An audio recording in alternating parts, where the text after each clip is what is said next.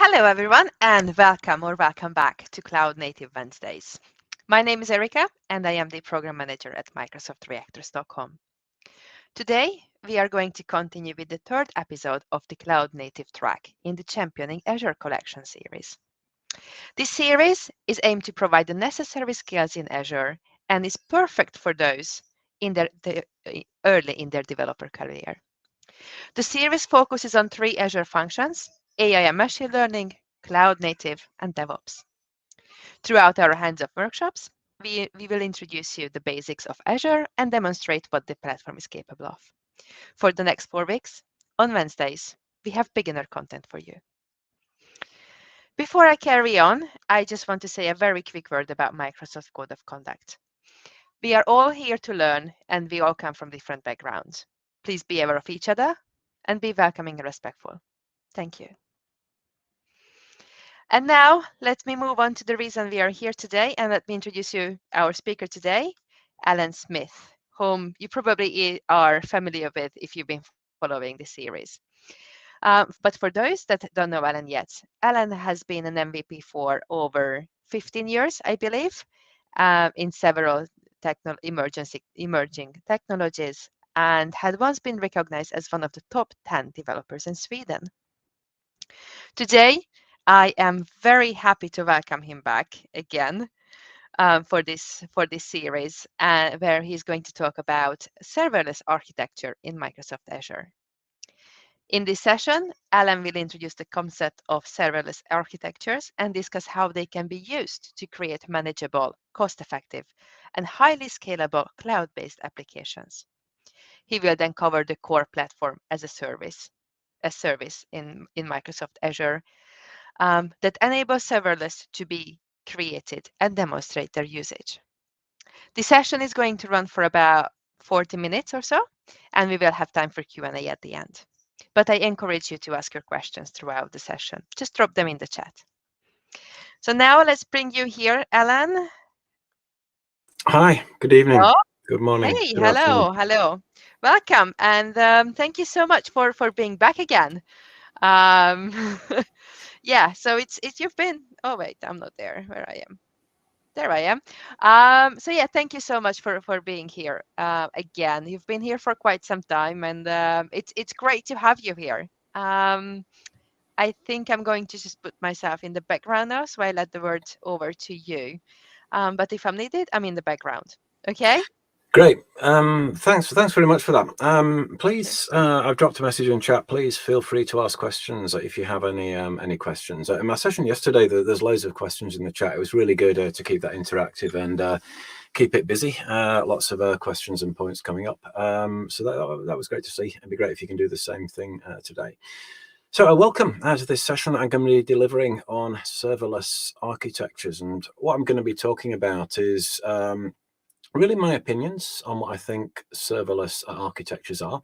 Some of the basic points about, why we may choose for going for serverless architectures, some of the motivations and types of websites and solutions that can benefit from serverless.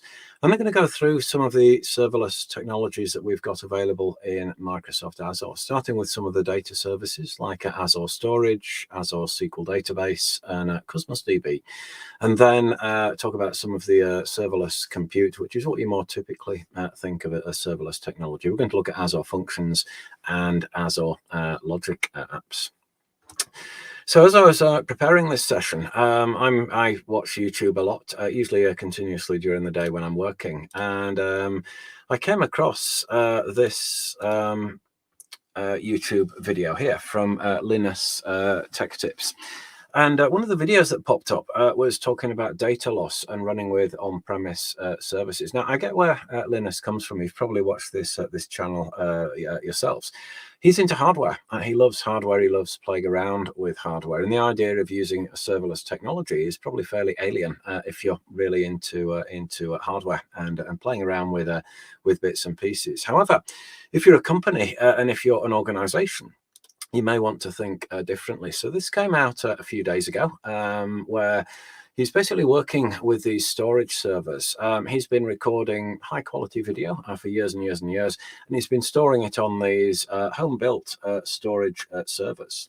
So When talking about serverless technology, you can basically get away from a lot of the problems of dealing with on-premise services. And this is basically saying that his data is gone again. They had some problems. They basically had some issues with one of these on-premise servers and lost quite a bit of data. Definitely worth checking out that video. It's an interesting story. And this is basically in the process of building this on-premise data storage service. These are the actual hard drives, unboxing 3 petabytes of storage. These are all large capacity hard drives, and then you can basically slot these into this thing, which is a storage server, and you can basically see the amount of drives, the actual density of those drives. And it was some of those drives failing and data getting corrupted that caused their problem.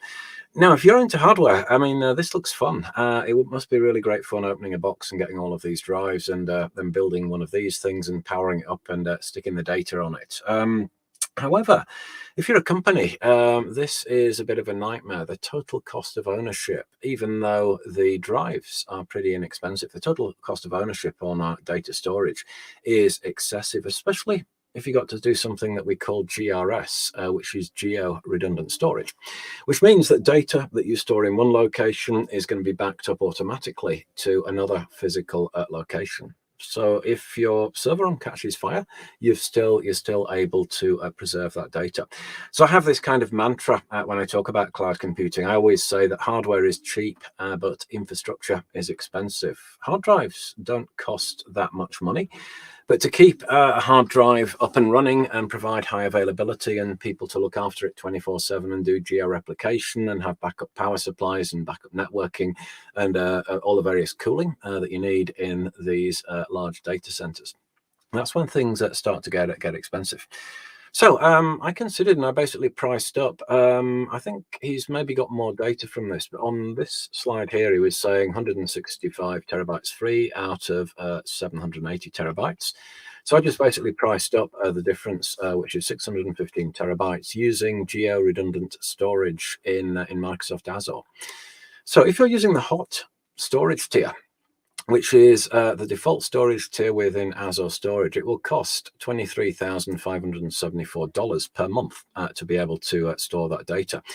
Now, we are doing geo-redundant storage here, which basically means that the data that you store in one region is automatically replicated to another region. And because you're storing that data volume in 2 regions, geo-redundant storage is usually double the cost of locally redundant storage.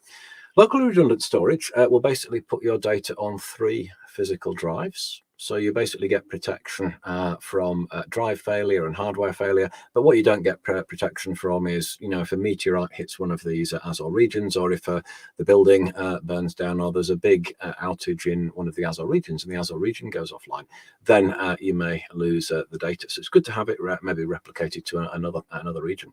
However, you've got the option of dropping onto cool storage, which will basically be about half the price. With cool storage, this basically means, what I think it means is that the drives, instead of being powered and running 24/7, the drives will power down when people aren't accessing the data. So if you're not accessing the data very frequently, you can store it in cool storage. You still get quick access to the data, but it's a lot less expensive.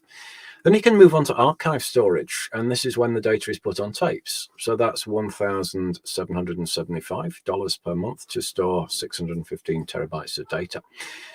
You can get less expensive than that. And in his scenario, he could probably go for reserved capacity, which basically means that you are going for basically reserving this capacity for 3 years, backing up and archiving a lot of data. You're probably going to be archiving it for a long period of time. So on the cool tier, it drops from $12,000 to $8,000, and on the archive tier, it's about $1,500 with the geo replication for 3 reserve capacity.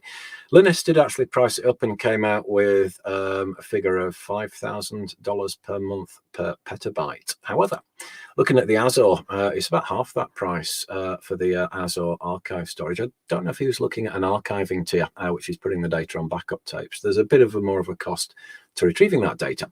But here you can see with it in Azure, it is less expensive. And I would argue that for the total cost of ownership, it is much less expensive to do this than actually do this and start building your own actual service. However, they're hardware geeks. You know, they get like 2 million views when they basically do a YouTube channel. So there's not many views if they're going to be storing their data in Azure, because they're not going to lose.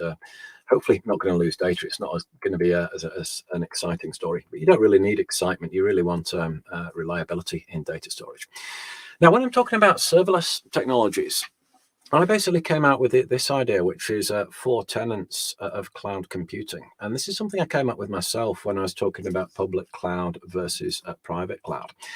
I'm going to go through these fairly briefly, but the important thing here when we're talking about serverless technologies is that when you are using a cloud computing scenario, the billing should be based on the consumption, based on the resources that you consume. And I will be returning to that a bit later on when we talk about pricing. The other tenets are that resources are available on demand. We get massive scalability, and the cloud platforms provide self-service. But I'm really going to focus on the first one, that billing should be based on consumption. So as well as being into Microsoft Azure, I'm also a Formula One fan. I think the first Formula One season I saw was James Hunt and Niki Lauda in the 70s sometime. And I've been following, not all of the time, but whenever Great Britain has a good driver that's doing well in the races, I'm usually following. So I've been following Lewis Hamilton for the past, is it 7 or 8, 9 years that he's been racing. And this is the website on formula1.com. It's taken from a website called Alexa. I think they're going offline. They're retiring this service. But the cool thing about this site was you could put in a website address, and you could see the actual traffic history of the actual load that was on that particular website. So this is formula1.com. You can see that when there is a Grand Prix, the load on the site is busy. When there is not a Grand Prix, there's not much activity on the site. 2010, this was when Michael Schumacher returned to Formula One. And there's a lot of interest in seeing how well he'd do. And after the first race, people decided that he wasn't driving as well as he used to do. So the traffic went back to normal there. So this is what's known as a predictable burst pattern. We know the Formula One season for this year. We can probably draw the actual load curve on Formula One for 2022. Now, if you're going to be provisioning infrastructure to host formula1.com, then you can consider a scenario where you're going to be billed based on the capacity that you provision. So what you're going to do is thinking about, well, how much capacity do I need from the actual infrastructure here? And you can decide, well, this is probably going to be adequate capacity because on most of these spikes, it is below capacity. However, when the website is most busy, when there's most people on the website, we are actually going through this actual provisioned capacity, and there may be performance issues on the website. So if you're thinking about physical servers and hosting this in a server-based environment, you know, this may be the scenario that you go for.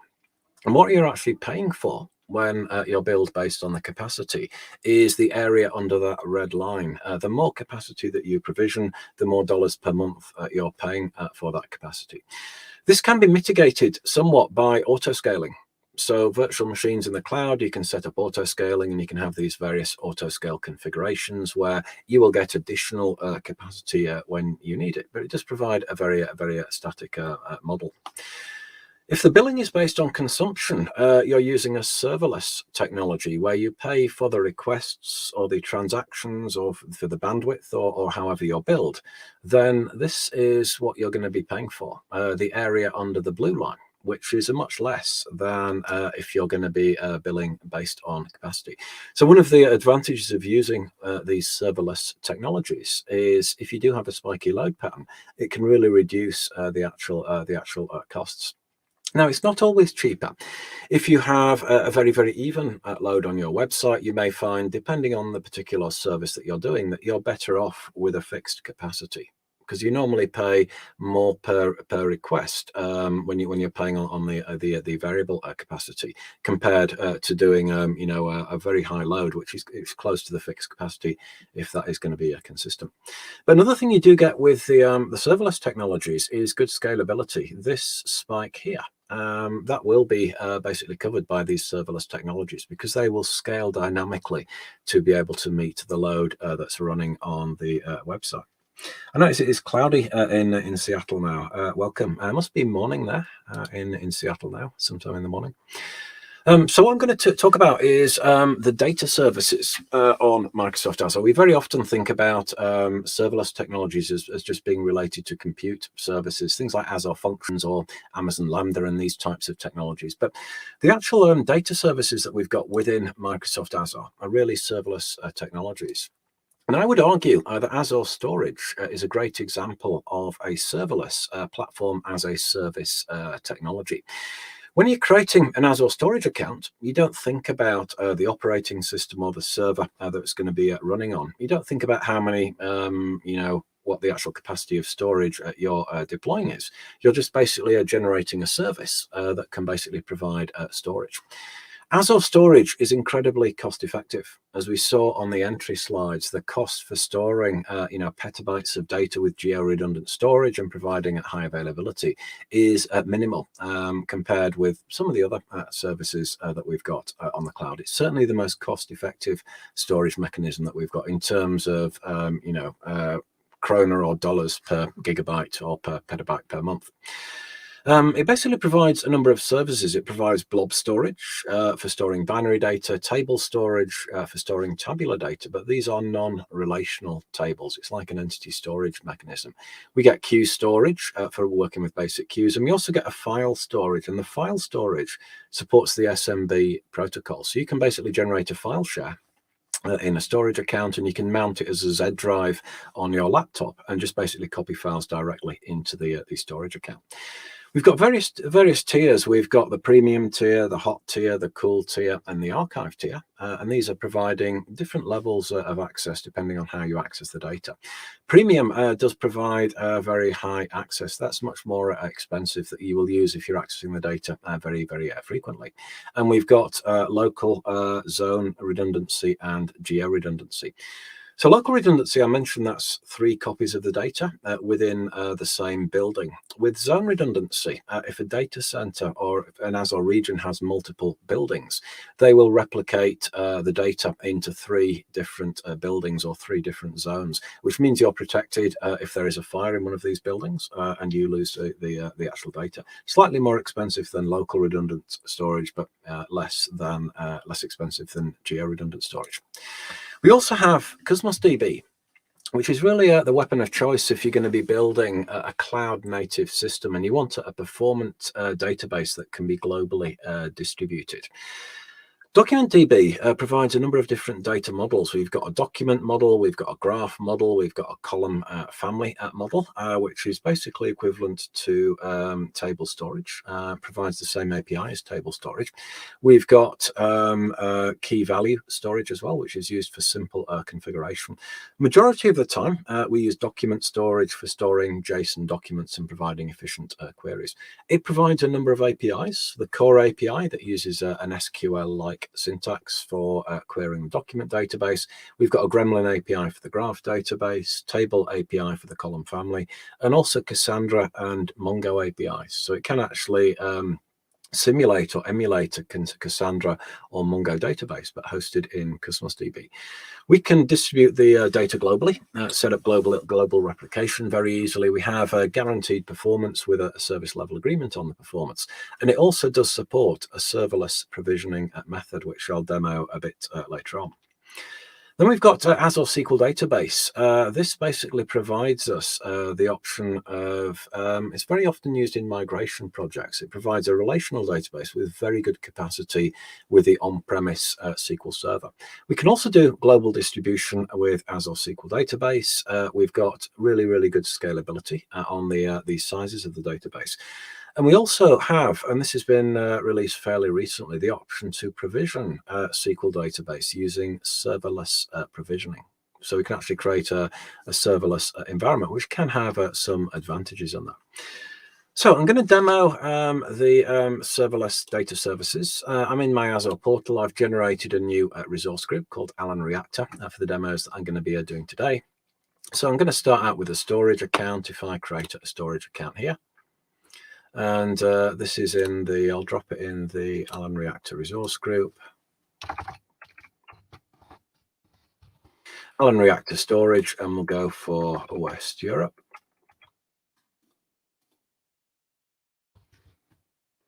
Sorry, oh, I can actually deploy it to Sweden. Just for anybody who's watching in Sweden, we do have the option to deploy Azure resources in Sweden. I keep forgetting that's there, so I will take Sweden at Sweden Central there. And here we've got the various options. I can choose premium storage if I want premium storage. I'm going to go to standard, that's less expensive. And then here we've got all of the replication options that I've got. Locally redundant, geo redundant, zone redundant, and geo redundant with read access on that, and that will provide a read access copy on that. So we've got various options that we can choose. I'll go for Geo Redundant Storage, so that will generate a copy of that data in Sweden South. And then there's various other options that I can configure if I want to. Require secure transfer for the REST API operations, and various options on this. And various options on how we can network this if I want a public endpoint or a private endpoint, and all kinds of stuff like that. The data is encrypted at rest by default using Microsoft's managed key. However, if I want to, I can provide my own encryption key and have the data encrypted at rest using my own encryption key if I want to do that. So I'll create that storage account there, and it will take a few minutes for this thing to create, or maybe a couple of minutes. So I'll go back to Alan Reactor, and I'll create the next service I'm going to create, which is a CosmosDB account. So let's go in for CosmosDB and click on create.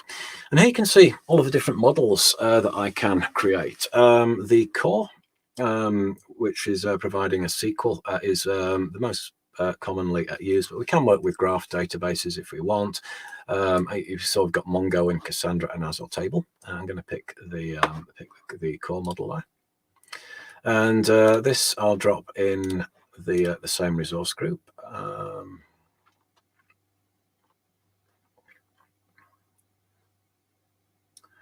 If I can find it, where's it? Alan Reactor. There it is. Yeah, my storage account has been created.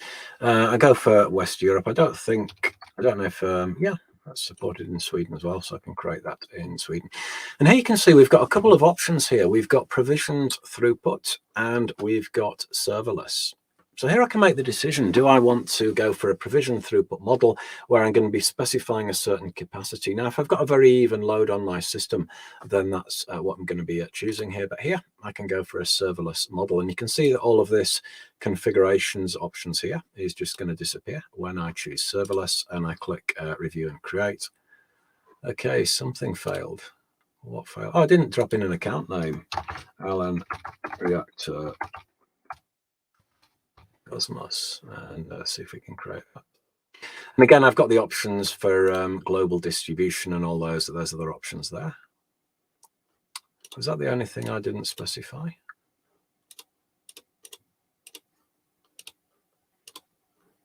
What's next? Yeah, I thought I had everything selected there. It's not allowing me to create this.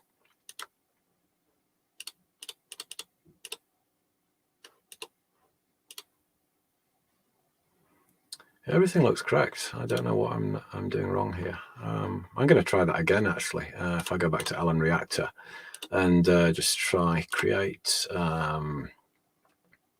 CosmosDB, and that will be free trial Alan Reactor.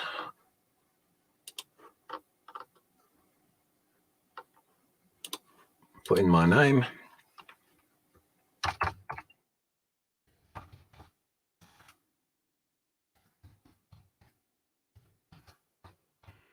Cosmos, and then Sweden Central Serverless, and see if that's happy. Yeah, it seems to like that now, so I should be able to create that service. And if I go back to Alan Reactor, hopefully we've got the storage account created, and I can actually start to put some stuff in that. So within the blob service, what I can do is I can create a new container, and this will be images, and I'm actually going to allow public access to these blobs, and you'll see why I'm doing this a bit later on. And I can use this as a way of sharing images and basically sharing data. So if we go here and I upload some files, I'm going to browse down to some of the images that I was working. I think this was yesterday. I was working with labradoodles, so I can upload some labradoodle images. And they go into blob storage. For each one of those, we get a URL. And I can go in and basically browse to that image, and you can see the labradoodle appearing here. And this is available publicly. So just by putting data in there, if I have enabled this, then this provides HTTP access on this. I think this is probably the cheapest way ever of being able to host a website. You can actually host static websites in blob storage. So you're paying, a fraction of a dollar or a fraction of a cent, probably a fraction of a krona for storing the website content. You're paying for the actual read operations on that, and you're paying for the actual bandwidth. But if you're using caching or if you're using a CDN, then you're not going to be paying that much for the read operations and the bandwidth, because the CDN is going to basically take away a lot of that load. So it's a great way of being able to use a serverless technology very simply for storage. We've seen how we've also got the options to work with blobs and work with tables. So I can create tables, I can create queues, I can create file shares and stuff like that. And I've got a lot of different options for being able to manage that. If I go back to the Cosmos DB and just do a refresh here, see if the Cosmos has been provisioned, then we can go into the Data Explorer and I can start to create, I think, hopefully, if it's been, it's still in the creating state, so it hasn't been created yet. So I'll go back and create the third service, which is going to be a SQL database. So spinning one of these up, I'm going to go again to Azure free trial, and I'm going to select Alan Reactor. The database name is going to be ADV Works. It's going to be the Adventure Works, and here they're talking about select a server. Now, this is a bit of a strange concept in that this server is not a server. It's basically a container for databases, but because when you work with SQL Server, you have the concept that a server is a container for databases. They basically called it a server, but this is a serverless technology. So I'm going to deploy a serverless server. If you get the picture, but remember that this is just a container for databases. So I'm going to create a new one of these. This one will be called Alan Reactor SQL. Let's see if that's allowed. .database.windows.net. I don't know if we can do this in Sweden. Yep, Sweden Central. That's all fine. And then I'm going to do Alan Azure as the login, and then my simple password that I can easily remember, hopefully. And okay, that. Now, when it's talking about the compute and storage, we've got a vast array of different configurations that we can set and different prices. So thinking about the this cost here, this is the standard cost. We can go up to the premium and we can increase the number of data throughput units. 1 Swedish krona is about 10 euros or $10. So that's probably about $13,000 a month. Really expensive database there, but providing really high capacity there. We can also go for these business critical databases, and we can provision really expensive databases if we want to.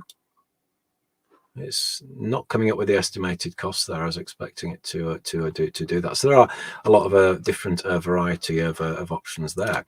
We can also choose to go for a serverless option. I'm just going to choose the locally redundant storage on there, and see where the serverless option is, if I can find that. Or was it here somewhere? I did this just before coming in the demo. I created a serverless option, serverless database, but I can't find the configuration for that now. Maybe it's not available in Sweden. That may be it. So I'll choose another server if I can, create new, and just drop in West Europe.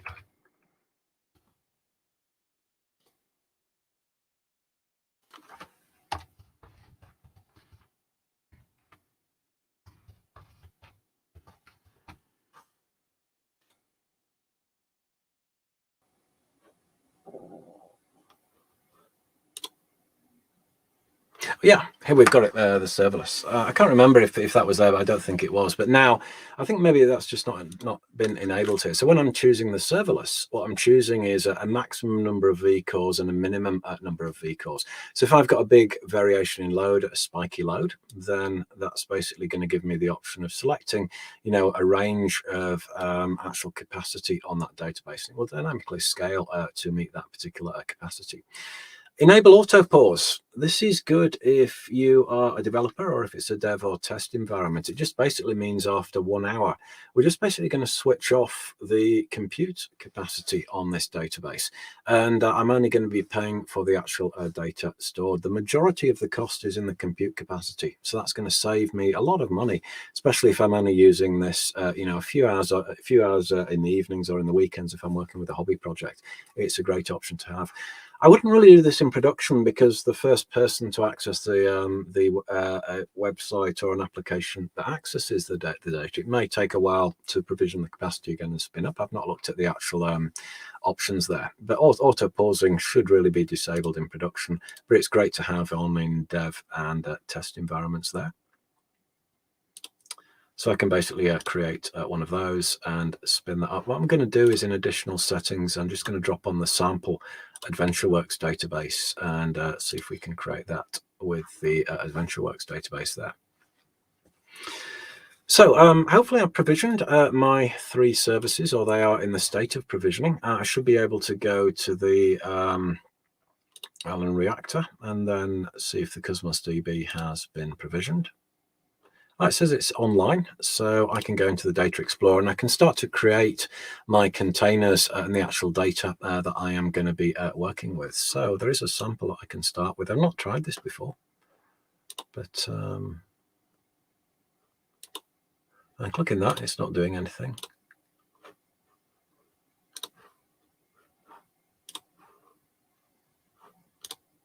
Yeah, that gives me a new container. Start with a sample. It doesn't seem to be doing anything for me, but it's possible to create a sample database. It's very quick to create that service. Questions. When you say emulate or simulate Cassandra, is it a Cassandra DB under the hood? No, it's Cosmos DB under the hood, but the API is the Cassandra API. So as far as your client is concerned, it thinks it's talking with Cassandra. Oh, it says the sample database has been successfully created. Okay. Yeah, so it will just emulate Cassandra and it will emulate Mongo as well. So have we got anything? Yeah, we got a sample database and we should hopefully have some documents in here. I think it's just provisioning, so we can maybe drop back to that a bit later on. Is it just the compute that scales down to 0 with serverless DBs and the storage is still retained without any loss? The storage kind of expands dynamically depending on how much data you're storing in there, and it is the compute that's going to be scaling, and they scale independently. So you could have something with not much data that's very compute intensive. You get a lot of computing power. You could have something with tons of data where you're not accessing it very often, and that's going to be the data tier will scale up, but the actual compute tier will not scale up that much. So I think this thing is hopefully provisioning, and we might be able to query that a bit later on. I'm going to go back, or just open this in a new tab and see how the SQL database is going. So I've got my serverless SQL server, and we should be able to see the database hasn't been created yet. I think it's just still in the provisioning state, but it should hopefully create that sample database that I selected there, and we can go in and query that. But this does provide all of the options as a regular SQL Server database, but it gives me the option to be able to scale and have scalability there. Okay, I'll just go back to this and just see if anything has been provisioned here yet. I think it's still taking a while to provision. I may drop back to these after I've talked about the serverless compute options. Okay, so I'm going to drop back to these slides, just talk about the serverless compute services. Basically, we've got a couple that I'm gonna focus on, which are considered mostly other serverless technologies. The most popular one, the most common one, is Azure Functions, which is available as code as a service. It allows us to do serverless deployment where the billing is based on the consumption. So you're basically billed by how many times the functions execute and also how much memory they consume. Which basically means if you've got a spiky load like Formula1.com or a news site where you've got unpredictable burst, or food order site that's very busy at certain times, this is an ideal technology for hosting that. However, because the billing is based on the consumption, you kind of may understand and know, and it's fairly predictable how many function executions you're going to make. But the amount of memory you consume over time is really up to how optimal you are as a programmer. So if you write inefficient code that consumes a lot of memory and runs slowly, it may cost 10 or 100 times more to execute that code in Azure Function than somebody who writes code that uses a small amount of memory and runs very quickly. So you or your customers can be penalized for inefficient code. So it's really important to, if cost is a concern, which is not always a concern, but if it is a concern, think about writing optimal code and keeping things running optimally. The environment will scale fantastically to be able to run code if it is inefficient, but you'll end up at the end of the month maybe getting a larger bill than you expected. So definitely check in a test environment and see if you can optimize things to reduce the amount of memory, and think about following best practices for optimal code. The great thing about Azure Functions is you get 1 million free functions executions per month. So that's about 1 every 2.7 seconds if it's spread out throughout the month. But it's about 1 a second, I think, during the business day. So you can do quite a lot of stuff in a business application with those 1 million free executions. So, on a fairly small system, using Azure Functions could be free for the actual hosting if you're not going above that actual capacity. You do get a quote. I've forgotten how much it is on how many gigabyte seconds you can use per month as well. So you do have to be aware of that. But in a low load scenario, Azure Functions could really be a free service. Then we've got Logic Apps, which has some similarities with Azure Functions. Now, it provides a graphical workflow, but it's really built for integrating with systems. It provides strong integration capabilities. It's also very quick because it's a graphical interface for building a proof of concept application. And it allows us to use connections to Azure services, connections to software as a service applications, and also connections to enterprise and line of business applications. Now, both of these technologies are event-driven. So they can fit into the event-driven architectures. Where I was talking last week about the eventing technologies, Event Grid and Event Hub and Service Bus can all be used as triggers for these various functions and logic apps. So I'm going to go through a quick demo of looking at Azure Functions. It is possible to develop an Azure function using the Azure portal. So if I drop into the portal, I could go to Allen Reactor, just refresh this. I'm just going to see if my, I've got the AdventureWorks database. Excellent. So yeah, I can go in. I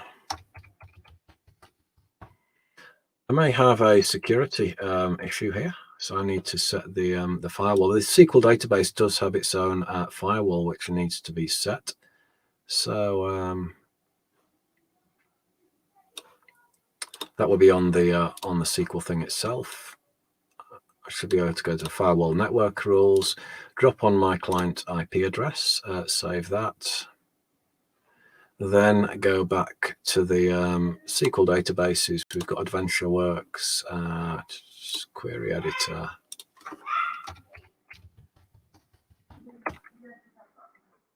And then I can just select from one of these tables.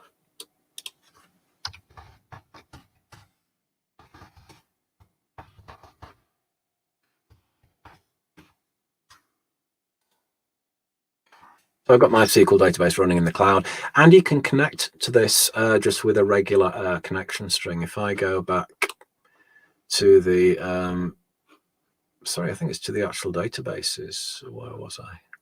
Yeah, show database connection strings. You can basically use this connection string, bang it in your .NET application, and connect directly to the database there. You need to set the actual password here, but it's really easy to be able to migrate applications and use it. And having the flexibility of a serverless model is really great in terms of costs and performance.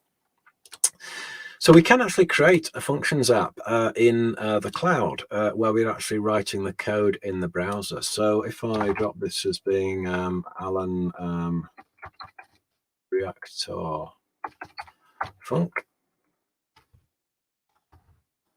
I should be able to create one of these, and I'm going to use code. I'm going to use .NET. I'm going to select version 6. We'll drop this in West Europe.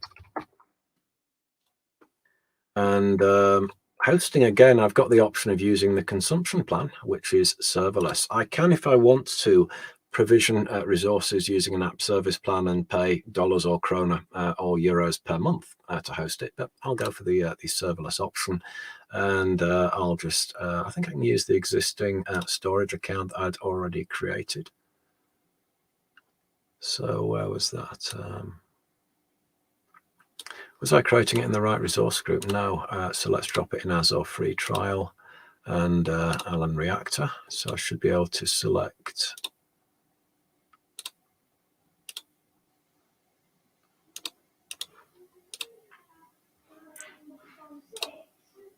I'll just use that storage account and spin this one up. It'll take a while to actually provision that. Now, whilst this is spinning up, I'm actually going to go into the next demo, which is going to be looking at logic apps, because I have a logic app which is ready to go. So this is something that I built when I've been teaching my Azure courses, and it's a really, really contrived scenario. The scenario is that you're working for a customer, and the customer is a sports car garage that sells incredibly expensive sports cars. And you get customers who, some of your customers are celebrities. So you'd like to do a couple of things. What people are going to do is they're going to take photos, they're going to tag them with the name of your sports car garage. And when you see those photos in social media, you want to be able to process those photos. You want to identify the type of car, and you also want to identify if any celebrities are appearing in those photos. So I built a logic app that does just that. I build it live during the course, and it takes me about 5 or 10 minutes to actually build this this workflow. When an HTTP request is received, you can see we're using a graphic designer. This is the URL of this. We're taking in an image as the actual post request on an HTTP request. We're going to use the Azure Cognitive Services, which Peter Ernholm has talked about in another session on the AI track, to be able to analyze this. So I'm passing in the body that's coming in from the HTTP request to analyze the image.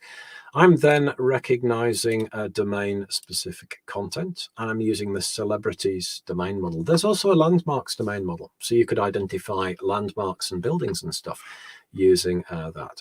I'm then using the classify image. I've got a project called Fast Cars, and this is sitting in my custom vision project. So if I sign in here, I demoed this very quickly yesterday, and I'll be talking about it on the AI track. So these are the cars that it can classify: Aston Martin DB9s, Lamborghini Aventadors, Porsche GT3s. And it took me about 10 or 15 minutes to train this model using these sample images. It's a very easy way to do this image classification. So I've got Postman here, and I've got some sample images that I can upload. So what I'm going to do is just select a file. And we've got Chris Klug. It probably won't recognize him as a celebrity, but we've got this one here. So I'm going to open this and just see what it makes of that particular photo.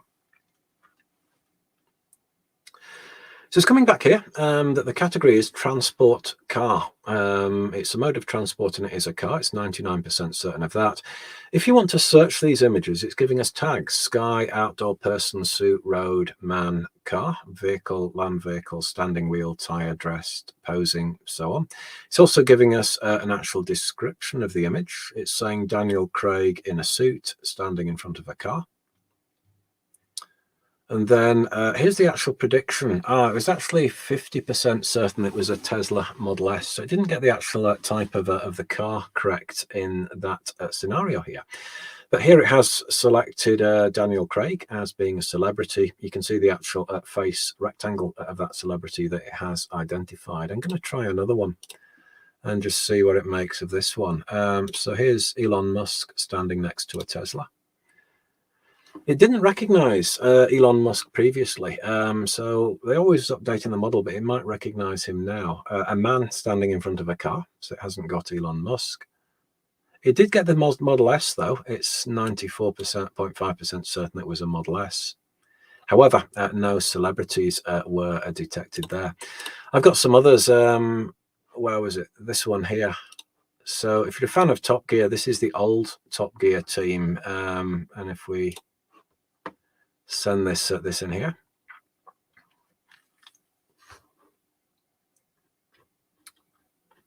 It's coming out of the description. Richard Hammond, Jeremy Clarkson, and James May are posing for a picture.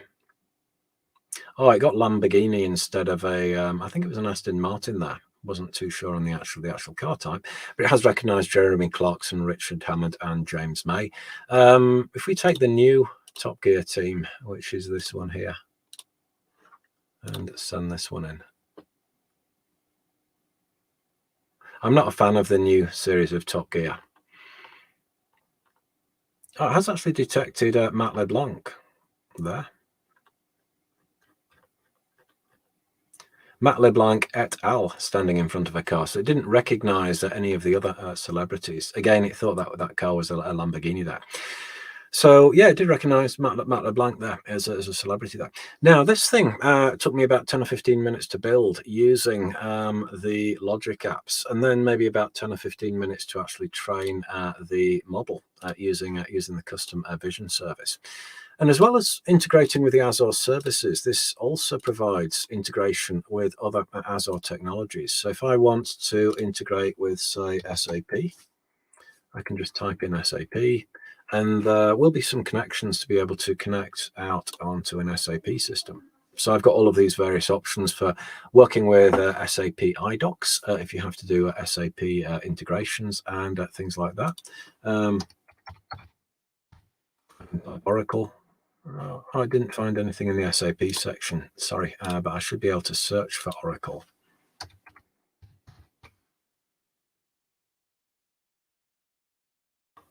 And we got the connections to be able to integrate with all of those types of different systems, Oracle databases. So this is a really quick way of being able to prototype and build stuff using a graphical designer rather than using code. It's considerably more expensive than Azure Functions because you get billed per activity, and you don't get this nice 1 million free executions per month with the logic apps. But as a way of being able to prototype services very, very quickly and get something that you can show your customer, if you've only got an hour to build something before you're going to meet with the customer, you can build some quite a lot of stuff using the logic apps. Okay, I'm going to see very quickly, I'm almost running out of time, if my Azure Functions app is up and running. Oh, I never click create, which is a shame. However, I can very quickly show how functions work in the portal. I've got some demos. I think I should have some demos that I built using Azure Functions. Yeah, I'm teaching Azure this week, so this is one of the demos that I was running during the actual course. So I basically have a HTTP function, which is basically triggered on HTTP requests. I've got a timer function, which is triggered off timer requests, and I've got a blob function, which is triggered off blob requests. And these are basically event driven. With the Azure Functions, when I drop on a new function, if I add a new Azure function,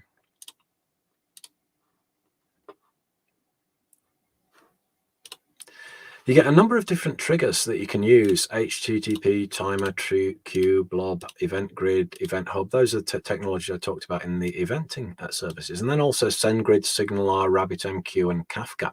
You can also integrate with those systems there. I'm just going to cancel away from that. I think I'm going to need to modify the storage account because I was using one that I think I've deleted. So what I'm going to do is to take that storage account that I created. If I go back to the Allen Reactor, I had my Allen Reactor storage. I'm kind of jumping a bit into the event-driven service here because we've got this images container here. So what I can do is basically go back to the storage accounts, go to the access keys. I'm just going to copy my connection string for this storage account, and I'm going to replace this in the actual functions project there. And then hopefully I should be able to run this functions project and see the functions executing. So I'll just talk through them very quickly. The HTTP function basically has some boilerplate code. It can be triggered by a GET or a POST request. And when an HTTP request comes in, it's going to process that particular HTTP request and return a response. We've also got a timer function. The timer function is scheduled to run every 5 minutes. However, I'm going to change it to run every 5 seconds because we don't really want to wait 5 minutes for that thing to run. And I'll just spin this thing up again. And what we should hopefully see is that every 5 seconds, we're going to be getting the timer function running. You can say timer trigger and function executed, and this is telling me I'm really running out of time in this session. We've also got the HTTP trigger out of this particular request here. So if I take this one here, I can hopefully run this, and then name is equal to Alan. It returns and says, hello, Alan. The HTTP trigger function ran, and you can see the HTTP trigger function has executed there. And then there was this blob trigger. If I reduce this window and just stick this here, and we go back to the blob containers, and I go into images, and let's upload some more Labradoodles. So they go into blob storage. You can see the blob trigger is executing now to process those particular blobs that have just been uploaded there. So the same functionality that I wrote using the logic app, I could have done that in an Azure function by writing code to call out to those services. So it could classify the type of dog and basically do any kind of options on images that are being uploaded in blobs if we want to do that. Okay. So that was basically the demo of the actual services. Hopefully it's been enjoyable for you. I'm just going to scan through and see if there's any more questions come through. And please do ask if you've got any questions. I don't think anything is coming out in here in the actual chat.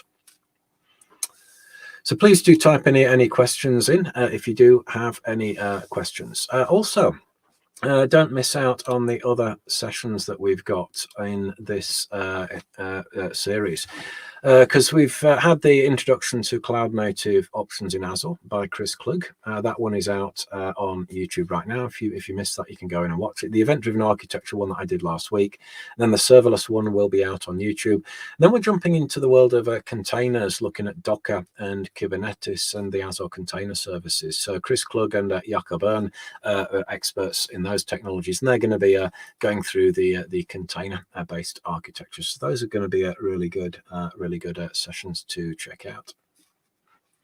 You're welcome, Jay. Thanks for the feedback. So I can probably hand off to Erica, and we can round off the talk.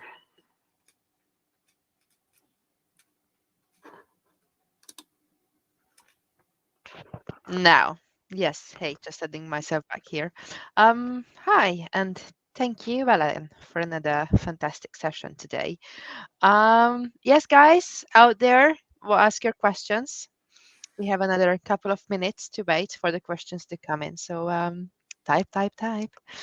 And thanks, Alan, for doing my job again and introducing the sessions. um, if you guys, anybody follows the other tracks as well in the Azure series, I will just put here quickly. In AI machine learning on Tuesdays, next week we have reinforcement learning in gaming. And then we have Azure Custom Vision and Azure Machine Learning. On the cloud native track, as Alan has just actually told you, this is the next one coming up. And then we have DevOps on Thursdays. Tomorrow we are going to be CI/CD and then infrastructure as code, testing and monitoring. Yeah, so this is my slides. Make sure you guys RSVP to the upcoming sessions. And if you have missed any of the previous sessions, you can go into Microsoft Reactor's YouTube channel and just type in championing Azure, and then you will come, the playlist will come up. But I will drop it in the chat as well. Actually, we have a few questions here. Alan? Yeah, utilize Azure to speed up the performance of my desktop. I don't think it would do that. There is, I think you can run Windows desktops in Azure. It may be possible. I've not explored that option there. Please help me understand change feeds implemented in Azure functions for serverless Cosmos. So yeah, with Cosmos DB, it does implement a change feed. So when I was in Visual Studio, I could drop on a new Azure function, add new Azure function, and I can just select Cosmos DB, I think should be there. Yeah, Cosmos DB trigger. This will be basically triggered off a change feed in Cosmos DB. So if I wanted to, I could connect it to that Cosmos DB I'd created. And when you upload a document or when you change a document, that will trigger the Azure functions on those changes there. So it's fairly easy to configure that, and it is documented in the actual documentation on, I think, both on Azure Functions and on Cosmos. There's plenty of documentation on using the change feed, so it's fairly straightforward to do that.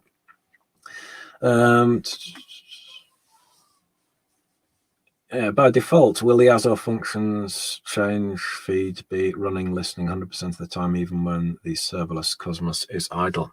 I'm not sure on that. I know with blob triggers, the functions app can go idle. So it is possible to use the event grid to be able to execute an Azure function, which will give better latency. I don't know if that's possible to do the same thing on Cosmos DB.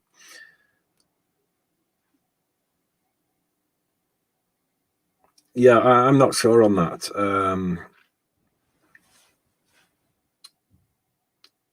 As a change feed running 100% of the time listening to Cosmos, I don't want this. I think I need to use the consumption mode, but I don't know how to do it. I'm not sure on that. I'm not sure about the change feed. It's maybe documented. It may be possible to use the event hub, event grid instead of the change feed. That may be another option there.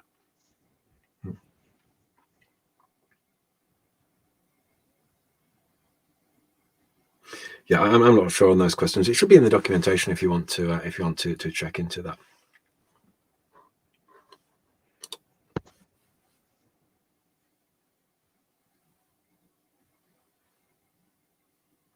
Is it possible to set a cap on the maximum cost of running an Azure function? I think it may be possible to set resource caps on some resources and provide alerts. If you're concerned about the cost, you can go for the app service model, where you can basically set a certain amount of capacity for that. And you can also configure the scaling to scale out to a certain capacity. So you can generate alerts, but I think if you do get lots and lots of consumption, the bill will be quite high. What examples would you give for logic apps work with Azure functions as well? You can actually integrate and call an Azure function from a logic app, so they will integrate with each other. There is the option to directly call Azure functions from logic apps. It is possible to do that.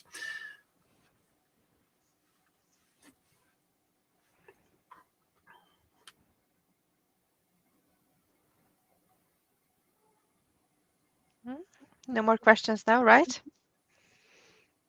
That was the last one. Yeah.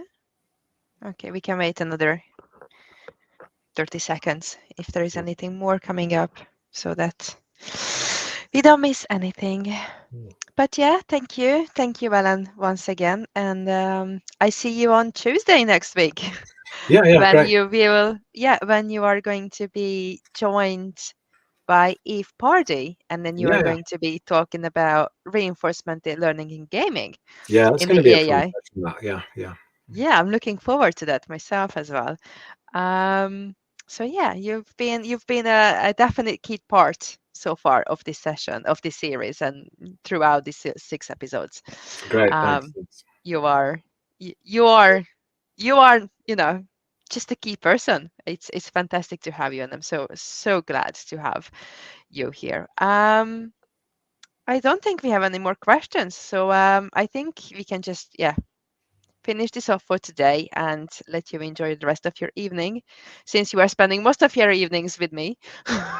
Yeah, Well, yeah.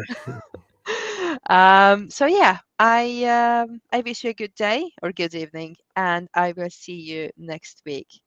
And you guys out there, thank you so much for joining, for tuning in today, and I see you either tomorrow or sometime next week, one of the tracks. Thank you so much. Thanks. Bye. Bye.